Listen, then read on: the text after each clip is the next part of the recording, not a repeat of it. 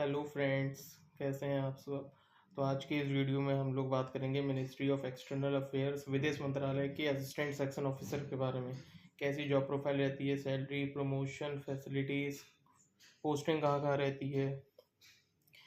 ये 4600 grade pay की job है, ग्रुप बी की नॉन गैजेटेड पोस्ट होती है। इसकी जो वर्क प्रोफाइल के बारे में बात करें, वो प्रॉपर डेस्क जॉब होती है, नो पब्लिक डीलिंग। आपको एक डेस्क अलाउड हो जाएगा, आपको वहीं पे बैठ के बस काम करना होता है फाइल्स पे।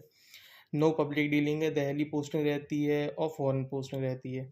इसका भी कोई कंडीशन होता है कि दिल्ली में आपको कम से कम ज्वाइन करने के 2 या 3 साल के बाद आपको फिर फॉरेन पोस्टिंग के लिए अलाउ किया जाता है।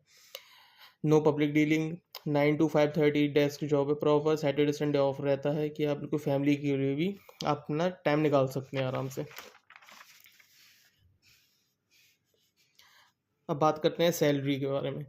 इसका जो बेसिक पे होता है वो 44,900 होता है। जो ग्रॉस आपको basic DA HRA transportation allowance मिला के आराम से 90,000 के अप्रोक्स पड़ जाता है। जो इन हैंड आता है वो 75K के अप्रोक्स आता है। इसमें आपका NPS भी डिडक्शन होता है, जितना आपका डिडक्शन होता है उतना ही गवर्नमेंट भी कंट्रीब्यूट करती है। इसका जो इंक्रीमेंट होता है आपको 3 to 5,000 के अप्रोक्स होता है पर ईयर।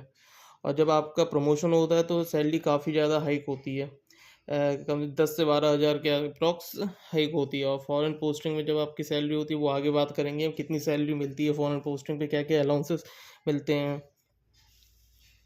इसका जो प्रमोशन है वो compare to ASO in CSS थोड़ा स्लो रहता है। असिस्टेंट सेक्शन ऑफिसर से आप लोग डायरेक्टली सेक्शन ऑफिसर कम से कम 10 से 12 साल लग जाते हैं, अगर आप लोगों ने डिपार्टमेंटली एग्ज़ाम नहीं दिया है तो। अगर डिपार्टमेंटली एग्ज़ाम दिया है तो आपका 5 साल के अप्रोक्स में ही आपका हो जाता है।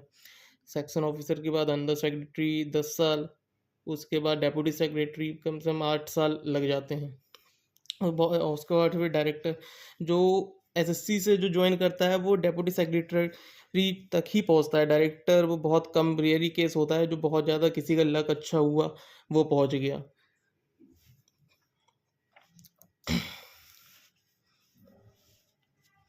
अब बात करते हैं फैसिलिटीज़ के बारे में। या आपको इसमें मेडिकल फैसिलिटी मिलती है।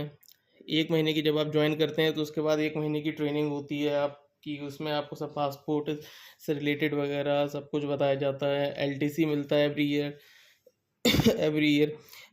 सेकेंड AC कर सकते हैं, फिर फ्लाइट का रिम्बर्समेंट आपको मिल जाता है, Diwali bonus, child tuition fee, bag every year 3 साल पे, हर 3 साल पे बैग का अलाउंस मिलता है आपको। उस पर फॉरेन पोस्टिंग भी होती है। फॉरेन पोस्टिंग आपको मतलब 2 साल की सर्विस के बाद आपको फिर चांस मिलता है कि आप लोग फॉरेन पोस्टिंग के लिए जा सकते हैं। आपको कंट्री के प्रेफरेंस भी मिलता है। फिर सैलरी आपकी वहाँ पे कम से कम 2.5 से 3 लाख के बीच में होती है। वहाँ पे आपको गवर्नमेंट का क्वार्टर मिलता है रहने के लिए, 3 BHK होता है, अदरवाइज 5 स्टार होटल मिलता है आप लोगों को रहने के लिए। आप लोग वहाँ पे जब जाते हैं इंडिया से आप फॉरेन पोस्टिंग पे, तो आपको 1500 किलो तक का लगेज आपको अलाउ होता है कि आप लोग जा सकते हैं। आपके जो बच्चे होते हैं उनकी एजुकेशन बिल्कुल वहाँ के 5 अच्छे कॉलेजेस में, अच्छे स्कूल्स में होता है। और मिनिस्ट्री ऑफ एक्सटर्नल अफेयर्स का होता है कि IIT और NIT में भी रिजर्वेशन होता है आपके बच्चों के लिए। मेडिकल फैसिलिटी आपको बिल्कुल बेस्ट क्लास मिलती है आपको फॉरेन पोस्टिंग पे। ट्रांसफ़र आपका हर 3 साल में होता रहता है।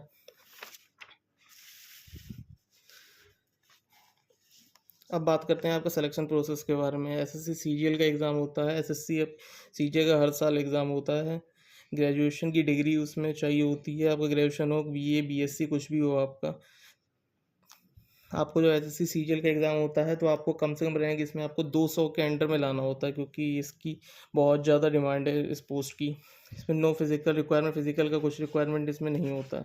इसमें एक बात करें एग्ज़ाम पैटर्न के बारे में, कंप्यूटर बेस्ड एग्ज़ाम होता है। Tier 1 होता है, maths, reasoning, English, GK GS होता है। सब में 25-25 क्वेश्चन होते हैं, 50-50 नंबर होते हैं इसमें।